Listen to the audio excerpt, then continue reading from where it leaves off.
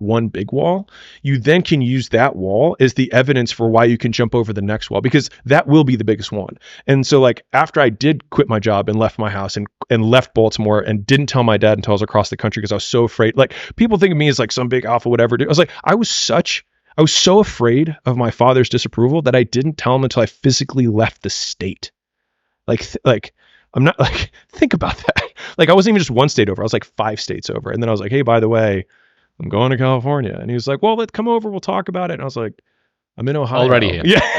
Yeah. Already. And then then obviously he had a different reaction. Right. But then after that, it was like, what do I have to do now? It's like, oh, I gotta sell strangers. And I was like, I told my dad I didn't want to do what he wanted. How hard could this be? And so like it then becomes this one huge proof point. So the bigger the dragon is that you have to slay, the more evidence you have that you can slay the next dragon. And I think that is, if there's ever been a good point for why getting over the first hard one is so hard, is that it will then give you the reinforcement that you can do whatever you need to do next. Yeah, the life you want is on the other side of a few hard conversations, and you're living a life you hate because you're too afraid to have them. I think about that a lot, because like whenever I feel anxious or insecure or angry or sad, I'm like, what conversation do I need to have that I'm not having? And so then, and usually if I just think for not that long, I'm like, this is the conversation I've been putting off. And then, I'm not the poster child of mental health. And so I'll just call myself a pansy for not having the conversation. And then I just have it. And so again, I think it's like, I need to have this conversation, and the time between when I have it versus, or when I know I need to have it, when I actually have it, just continues to compress. And if you've ever had like a breakup or an employee firing, or a quitting, if you're an employee, like these things that you dread, I don't know if you notice it, but like the day you do it, the moment after you do it, I'm like, how many other conversations can I have? Like, I want to be like, I'm like, who else do I need to talk to? Yeah, totally. Because become a serial killer for awkward conversations. So like the next series of hard conversations that I had after I left home was actually like years later. So I had multiple partners I had a partner in one of my gyms. I had a partner in 4 other gyms. I had a partner in a chiro and dental marketing agency, and all of them relied on me to make money. And so all of their livelihoods were still dependent on me, but I was splitting everything, and it was horrible for me at the time. And so I remember when I ended up getting in a DUI, and I talked to a performance coach or whatever, and he was like, your stress and these conversations could literally kill you. He's like, they almost did. So I got in a head-on collision at 60 miles an hour and I walked away, no injuries. But it was like my wake-up call, but not to stop drinking. It was my wake-up call that I needed to have these conversations. And that's what I was avoiding when I was drinking. It wasn't the alcohol. It was what were the things that I'm avoiding, that I'm using alcohol to get away from.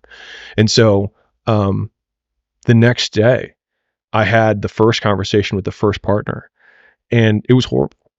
But the moment I was done, I was like, I got to call the other guy. And I called the other one. I was like, this is how it is. And the thing is I had this backstop of my death, of like, you almost just died because you wouldn't have this conversation. And so then it just gave me this courage to just be like, and whatever the reaction was, I was like, I'd rather be alive.